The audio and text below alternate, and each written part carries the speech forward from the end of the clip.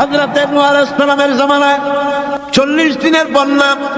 এই বন্যার পরে জাহাজ যখন নেমে গেল, তখন তিনি মনে মনে ভাবলেন, আমি তো জোড়ায় জোড়ায় করে সমস্ত প্রাণীগুলি আর মানুষগুলি, কিছু কিছু মানুষ যারা ঈমান এনেছিল তাদের জাহাজে উঠাইছে, কিন্তু একটি বুড়ি আমার উপর ঈমান এনেছিল আর আমি তার ওয়াদা করেছিলাম সাথে করে নিয়ে যাব, আমি তো তার কথা ভুলে গিয়েছি। অনুশোচনা এলো। জাহাজ থেকে নেমে চতুর্দিকে লক্ষ্য করলেন, মানুষ নাই, জনপদ নাই, সব শেষ হয়ে গেছে। পাহাড় পর্বত কাঠ হয়ে পড়েছে, বিল্ডিং গুলি শেষ হয়ে গিয়েছে, কোন জনপদে কোনো প্রাণী নাই, প্রাণী বলতে কিছুই নাই। হঠাৎ দূরে দেখতেন একটা কুড়ে ঘরের মতো দেখা যায়।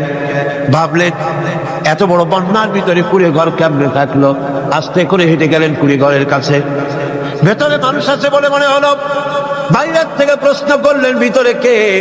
জবাব এলো, আমি এই ঘরের মালিক, আমি এক বুড়ি বিধবা এক মহিলা। আপনি কে? তিনি বললেন, আমি হচ্ছি এই জামানার পয়গম্বর হযরতে নূহ আলাইহিস সালাম। বুড়ি বলছেন, আমারও ধারণা তাই। আপনি আমাকে ওয়াদা করেছিলেন বন্যা হলে পরে, বন্যার আভার যখন আপনি পাবেন, আমাকে আপনি সাথে করে জাহাজে উঠায় নিয়ে দিবেন। আমার মনে হয় বন্যা কবে হবে সেই খবর দেওয়ার জন্য আপনি এসেছেন। হযরত নূহ আলাইহিস সালাম সিজদায় পড়ে কাঁদতে লাগলেন, বললেন, রব্বুল আলামিন, তোমার কুদরত বোঝার ক্ষমতা আমার নাই। 40 দিন পর্যন্ত পানির ভিতরে মানুষ কেমনে জীবিত রইল? আল্লাহ পাক শোনালেন, রোরে বিপদ যখন এলো, তুমি তোমার উম্মতকে ভুলে যেতে পেরেছো, ভুলে গিয়েছো, কিন্তু আমি রব্বুল আলামিন রহমানুর রহিম, আমি আমার বান্দিরে ভুলি নাই। পানির স্রষ্টা আল্লাহ, পানির ভিতরে তিনি বাঁচাতে পারেন, আবার তিনি আগুনের ভিতরে বাঁচাতে পারেন, সব কিছু করতে পারেন, সমস্ত ক্ষমতা আল্লাহ পাকের। গভীর রাত্রে হযরত ফাতিমা রাদিয়াল্লাহু তাআলা আনহা ইন্তেকাল করলেন। কিছু সংখ্যক সাহাবীদের কাছে খবর দিয়া অল্প সময়ের ভিতরে জানাজার ব্যবস্থা করা হলো। হযরত আবু যর গিফারী রাদিয়াল্লাহু তাআলা আনহু কবরের ভিতরে নেমে গেলেন। কবরের ভিতরে নেমে গিয়া হযরত আবু যর বলেন, রে কবর, তোর ভিতরে আজকে কাকে রাখবো? তুই কি তা জানিস নাকি? কোনো জবাব আসে না। হযরত আবু যর বলেন, কবর রে, তোর ভিতরে আজকে যাকে রাখবো তিনি হতেছেন হযরত ইমাম হাসান হোসেনের মা। বেহেশতের সমস্ত জওয়ানদের সরদার হবেন যারা, সেই দুইজনের মা তোর ভিতরে রাখবো, খবরদার বেয়াদবি করবি না। কোনো জবাব না পেয়ে হযরত আবু যর বলেন, ওগো কবরের মাটি, তোর ভিতরে কাকে রাখবো কি জানিস?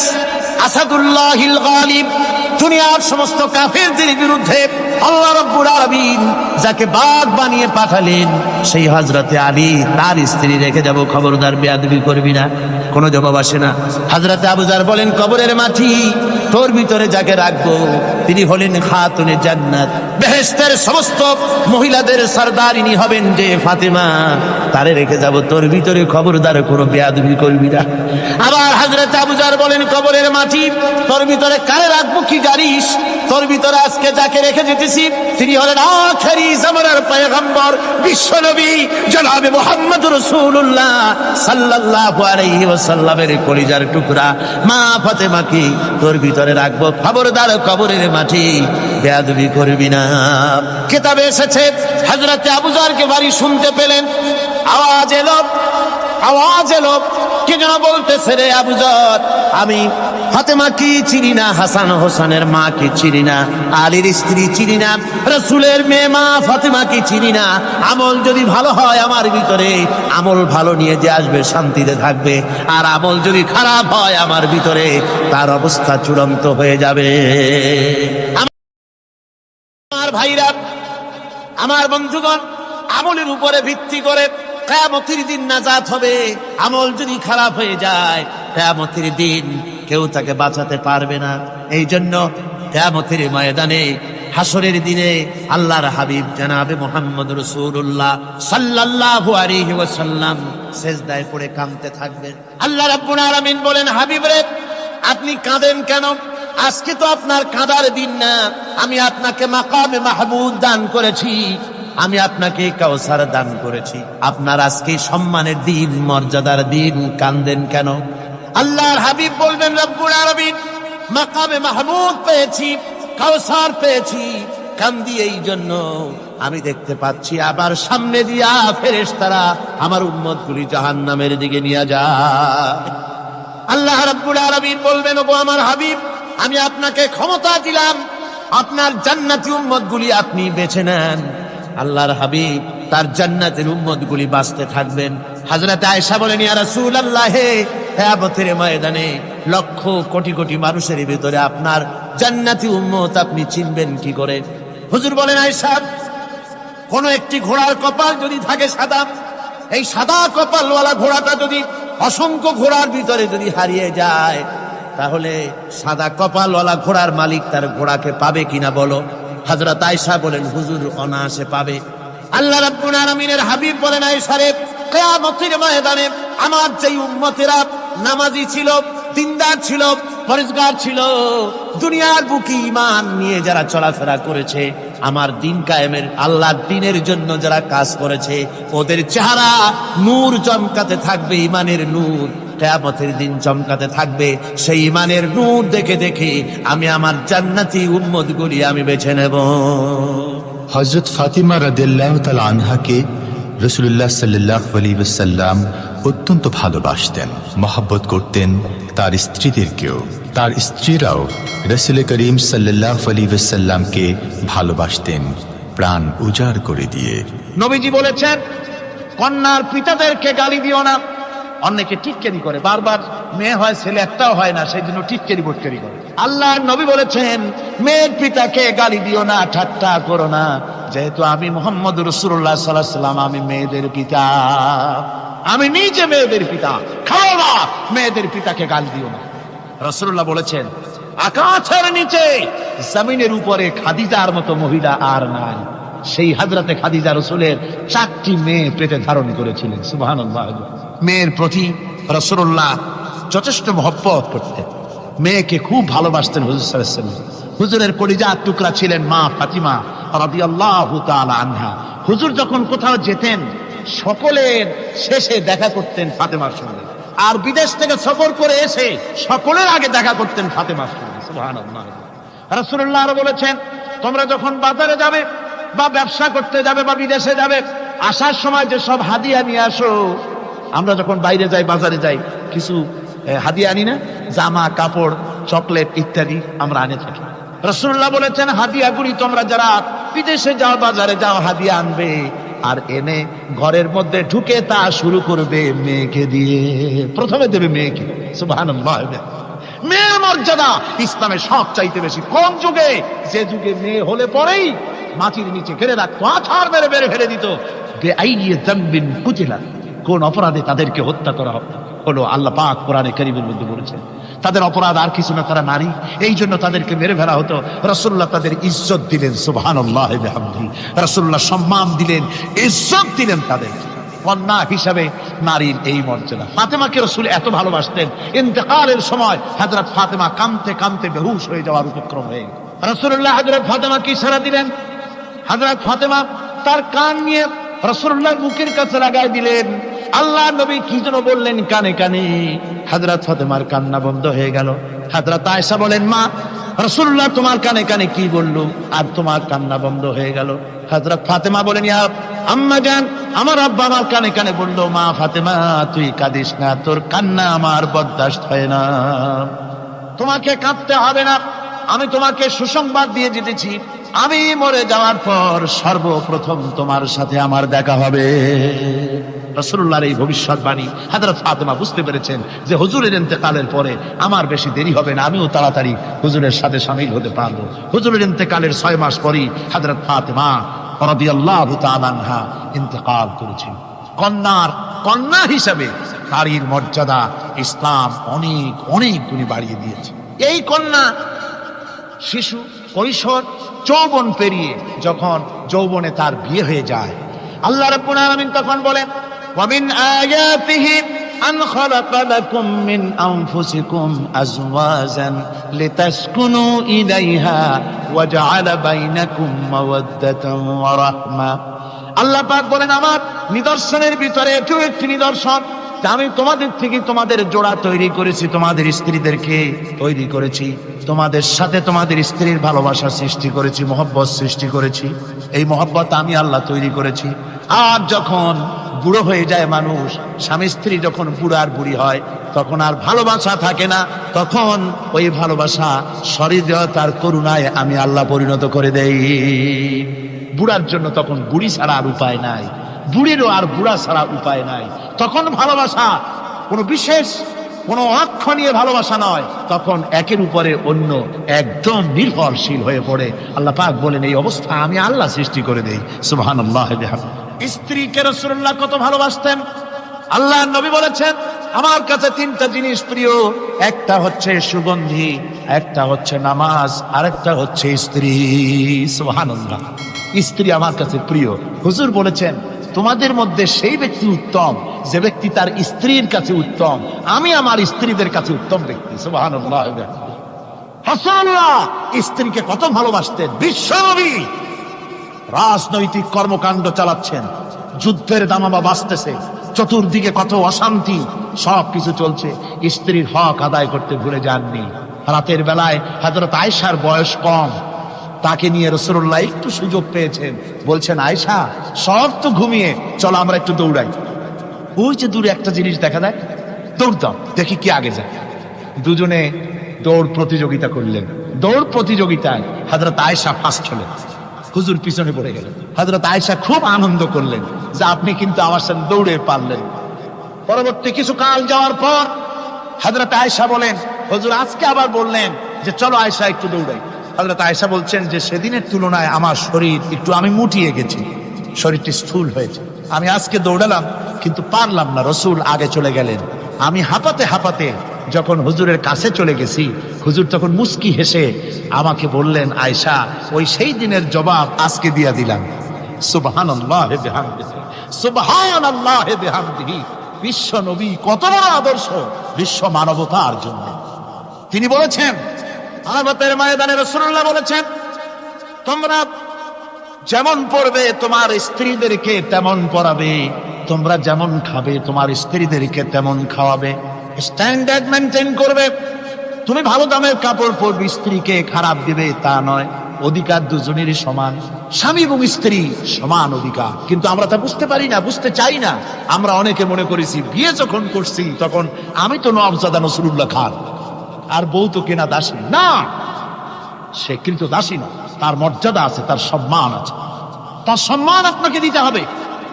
রাসূলুল্লাহ দিয়েছে, আপনাকেও দিতে হবে। রান্না বান্না হতে দেরি হয়, কত গালাগালি শুনতে হয় নারীকে।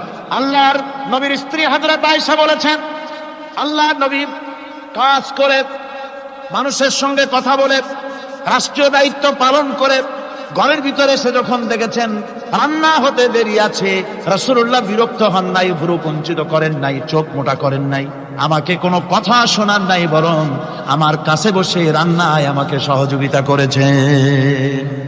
সুবহানাল্লাহ বিহামদিহি। এই হলো আল্লাহর রাসূল, এই হলো বিশ্ব নবী। স্ত্রীর সঙ্গে কি মহব্বত! সুবহানাল্লাহ। হুজুর মহব্বত করতেন স্ত্রীদেরকে। রাসূলুল্লাহর ঘরে দৌলত ছিল না, কিন্তু মহব্বত দিয়ে ভরা ছিল ঘরটা।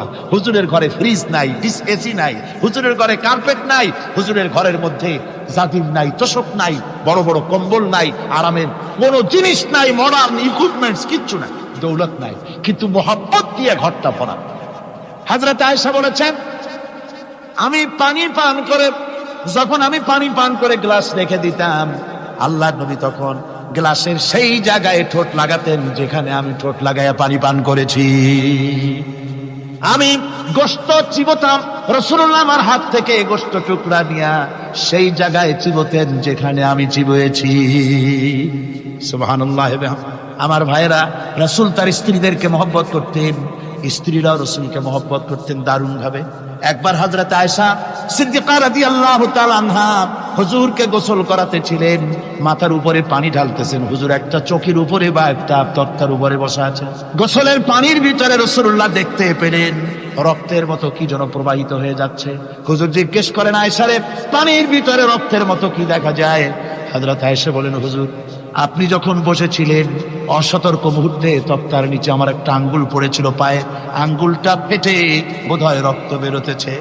রাসূলুল্লাহ তাড়াতাড়ি করে উঠলেন, আর ওই আঙ্গুলকে ব্যান্ডেজ করে দিলেন। রাসূলুল্লাহ বললেন, আয়েশা রে, আঙ্গুল ফেটে গেছে, একটু আহার হু পর্যন্ত করলে না, এতক্ষণ তুমি কষ্ট করলে কেন? হযরত আয়েশা বলেন, ইয়া রাসূলুল্লাহ, ওটা তো একটা পায়ের আঙ্গুল। আয়েশার কলিজাটা ফেটে যদি রক্ত বেরোতো, রাসূলুল্লাহকে উঠতে বলতে আমি পারতাম না। কি মহব্বত রাসূলের সাথে। হযরত আয়েশা বলেন, হুজুর সাল্লাল্লাহু আলাইহি ওয়াসাল্লাম স্ত্রীদেরকে এত ভালোবাসতেন, আমাদের ঘরে গোশত টোস্ত তেমন রান্না বান্না খুব কম হতো। গোশত রান্না হবে কি, মাসের পর মাস চলে গেছে রাসূলের বাড়িতে, হুজুর স্ত্রীরা বলেছেন আমাদের ঘরে চুলে আগুন জ্বলে নাই, একটু শুকনা রুটি, একটু শুকনা খেজুর আর একটু পানি খেয়ে আমাদের জীবন চলেছে, এরকমের অবস্থা হয়েছে। তারপরে এই অবস্থা চলেছে, এর মধ্যে যদি কখনো একটু গোশত আসছে, হুজুর যখন ছাগল ইত্যাদি ছাগল দুম্বা জবাহ করেছেন, এই দুম্বার গোশত নিয়ে, ছাগলের গোশত নিয়ে রাসূলুল্লাহ নিজে বেরোতেন। হযরত খাদিজার বান্ধবী কোথায় আছে খুঁজে ওই বান্ধবীর কাছে গোশত পৌঁছে দিয়ে আসতে। হযরত আয়েশা বলেন, একদিন আমার ঘুম ভেঙে গেল, দেখি হুজুর আমার কাছে নাই, গেলেন কোথায়? খুঁজতে খুঁজতে যায় দেখি মসজিদে নববীর ভিতরে হুজুর হাত তুলে বসে আছেন, মোনাজাত করতেছেন। আমি পেছনে কি হাত তুলে, আমি শুনতে পাচ্ছি নবীজি দোয়া করছেন, রব্বুল আলামিন কিয়ামতের ময়দানে যেদিন সন্তান তার পিতাকে ভুলে যাবে, মা তার সন্তানকে হারায় ফেলবে, ওই কঠিন হাসরের ময়দানে আমি যেন আমার খাদিজাকে হারাইয়া না যাই। মুনাজাতের শেষে হযরত আয়েশা বলেন, ইয়া রাসূলুল্লাহ, খাদিজার কথা আপনার এত কেন বারবার মনে পড়ে? একটা বুড়িরে বিয়ে করেছিলেন 25 বছর বয়সের সময়, 40 বছর বুড়ি, তার কথা কেন এত মহব্বত আপনার মনে পড়ে? তার থেকে যুবতী মেয়ে, সুন্দরী মেয়েকে আপনার স্ত্রী হিসেবে আপনি পান নাই? হুজুর বলেন, আয়েশা রে, খাদিজা সম্পর্কে এমন কথা তুমি আর বলো না, তোমরা সবাই আমার সুখের দিনের স্ত্রী, আর খাদিজা আমার এমন সময় স্ত্রী ছিল যখন মক্কায় আমার আশ্রয় ছিল না, তামাম মক্কা নগরীতে আমার আশ্রয় ছিল না। খাদিজার সঞ্চিত সমস্ত ধনরাশি ইসলাম কবুল করার পর দুহাতে খাদিজা বিতরণ করে দিয়েছে। হযরত আয়েশা বলেন, হুজুর আমার গোস্তাকি মাফ করে দেন, আমি আর এরকম বলবো না, তবে খাদিজা সম্পর্কে আমার এই কিছু একটু শুনান। হুজুর বলেন, আয়েশা রে শোনো, গভীর রাত, যত রাত হোক না কেন, ইসলামের দাওয়াত দিয়ে দিয়ে গভীর রাত্রে আমি যখন বাসায় ফিরেছি, ঘরে এসেছি, দরজায় একটা মাত্র ডাক দিয়েছি, খাদিজা, অমনি দরজা খুলে গেছে। আমি জিজ্ঞেস করেছি, খাদিজা রে, যত রাত্রে আসলাম, যতবার আসলাম, একটা ডাকের বেশি লাগলো না, তুমি কি ঘুমাও না? হযরতে খাদিজা বলেছেন, ইয়া রাসূলুল্লাহ, আমার মনের ভিতরে ভয় থাকে, আল্লাহ রাসূল দিনের খেদমতে বাইরে আছেন, আমি যদি আরামে বিছানায় ঘুমায় থাকি আর নবীজি দরজার কাছে দাঁড়ায় আমারে ডাকাডাকি করবে, উঠতে যদি দেরি হয়ে যায় নবীজির সঙ্গে বেয়াদবি হয়ে যাবে, এই মনে করে আপনি না আসা পর্যন্ত দরজার সাথে পিঠ লাগাই আমি দাঁড়াইয়া দাঁড়াইয়া ঘুমাই। আমার ভাইরা, হযরতে খাদিজার ইজ্জত স্বয়ং আল্লাহ দিয়েছেন। কে দিয়েছেন? হাদিস শরীফে এসেছে, রাসূলুল্লাহ জাবালে নূরে বসা, গারে হেরার ভিতরে বসা, হযরতে জিবরাইল রাসূলুল্লাহর সঙ্গে কথা বলতেছেন।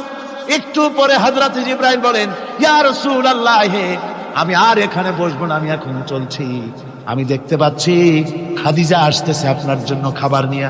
খাদিজা যখন আপনার কাছে পৌঁছে যাবে, আপনি খাদিজাকে শোনায় দিবেন আল্লাহ রাব্বুল আলামিন খাদিজাকে সালাম জানাইছে। সুবহানাল্লাহ। রাসূলুল্লাহর কাছে হযরতে খাদিজা যখন আসলেন, হুজুর বললেন, খাদিজা, আজকে তোমার জন্য দারুণ সুখবর। বলে কি? বলে আল্লাহ পাক, জিবরাইল কেমন উঠে গেল আমার কাছ থেকে, জিবরাইল বলে গেল আল্লাহ তোমাকে সালাম বলেছে।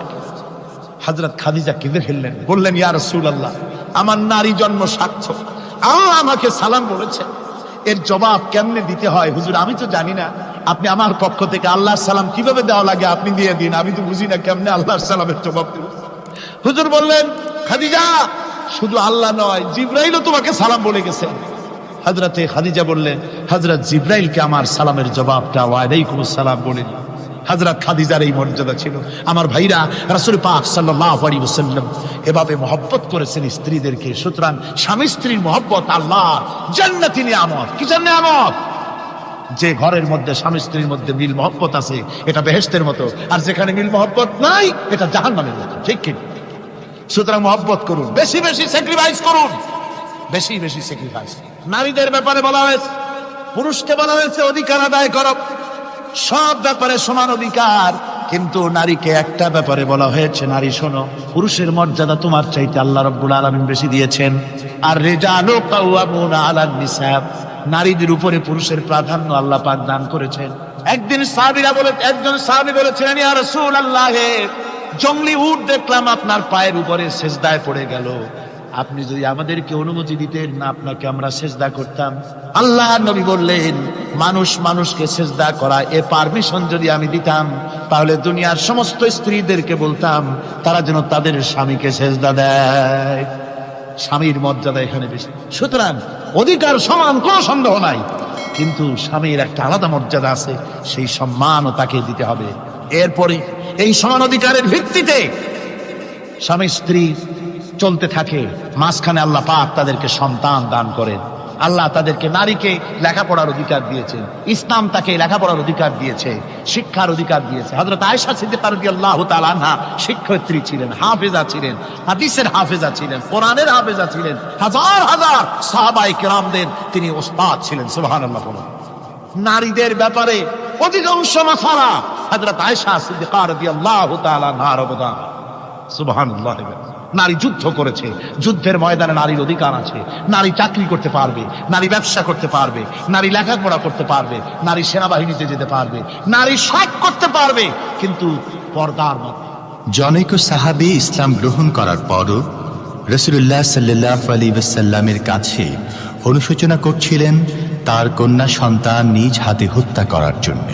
আমাদের প্রিয় নবী এ কথা শুনে কেঁদে ফেললেন। একটা লোক নিয়ে কাঁদতেছিল মুসলমান হওয়ার পরও। হুজুর কয়, কান্দো কেন? কই যে এই যে আমার গুনাহ কি মাফ হয়েছে? হুজুর বলেন, হ্যাঁ মাফ হয়ে গেছে। কলেমা পড়ছো, মাফ হয়ে গেছে। কয় যে হুজুর আমি তো মারাত্মক গুনাহ করছি। বলে কি? বলে আমার একটা মেয়ে, সেই মেয়েটাকে নিয়ে আমি, ঘটনা লম্বা, আমি সংক্ষেপে বলতেছি, মেয়েটাকে ফাঁকি দিয়া তারে আমি মারবো, বুঝতে দেই নাই আমার বউরে। বললাম চলো বেড়াইতে যাই। মেয়েটা আমার সাথে সাজাই দিয়েছে, তার মা বেড়াতে নিয়ে যাবো এই কথা মনে করে। মেয়েটা কদ্দূর যায়, আবার আব্বা আব্বা বলে আমার দিকে ফিরে আসে, আবার পিছনে থাকে, আবার আব্বা আব্বা বলে জড়ায় ধরে। এইভাবে করতে করতে যখন নির্জন এলাকায় গেলাম, আমি পাহাড়ের পাশে গর্ত খোঁড়া আরম্ভ করলাম। গর্ত কুচি আর মাটি ছিটে এসে আমার দাড়িতে লাগে। বাচ্চা মেয়েটা আমার কাছে এসে দাড়ি দিয়ে ধুল ছাড়ায় দেয়। আব্বা তোমার দাড়িতে ধুল লাগতেছে, তুমি এই কষ্ট করতেছো কেন? মেয়ে তো বোঝে না যে আমি তার জন্য কবর খুঁজতেছি। কবরটা খোঁড়া হয়ে যাওয়ার পর মেয়েটারে বান্ধা শুরু করলাম। মেয়ে এখন কাঁদতেছে, বাবা আমার বান্ধো কেন? আমি তারে বাঁধা জোরে ওর মধ্যে নিক্ষেপ করে দিলাম। মেয়েটা গর্তের মধ্যে বসে চিৎকার করে বলছে, আব্বা তুমি আমারে বাঁচতে দাও, আমি তোমার বাপ বলে সমাজে হ্যাঁ করবো না, আমি ভিক্ষা করে খাবো, আমার বেরো না। লোকটি বলছি, ইয়া রাসূলুল্লাহ, আমার মনে দরদ আসলো না।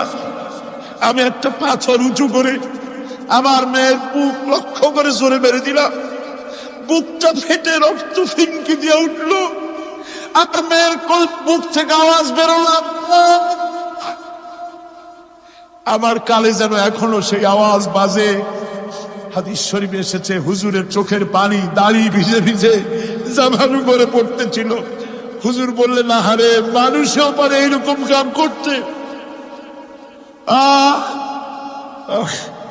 পৃথিবীতে নারীর যখন কোনো সম্মান ছিল না, মর্যাদা ছিল না, সেই সময় আমার রাসূল, আমার বিশ্বনবী নারীদেরকে সম্মানের হাত ধরে গর্তের ভিতর থেকে উঠাইয়া রানীর সিংহাসনে বসায় দিলেন। সুবহানাল্লাহ।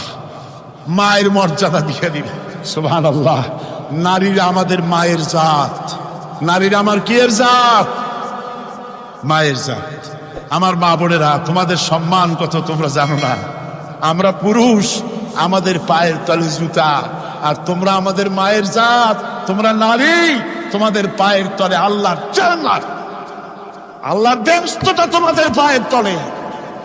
এই সম্মান আল্লাহ তোমাদের দিয়েছে, নবী দিয়েছে। সুবহানাল্লাহ। কর ভাইরা আমার, অধিকার ইসলাম দিয়েছে।